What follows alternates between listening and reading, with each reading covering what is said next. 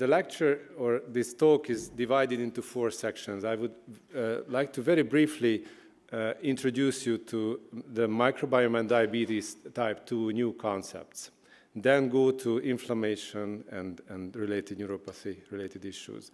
So the major milestones with regards to the understanding of the human body started with the Human Genome Project, but eventually it turned out that very little or significantly less new information was added through the Human Genome Project to our health than through the Human Microbiome Project. So if we think about our body, it's typically like a forest.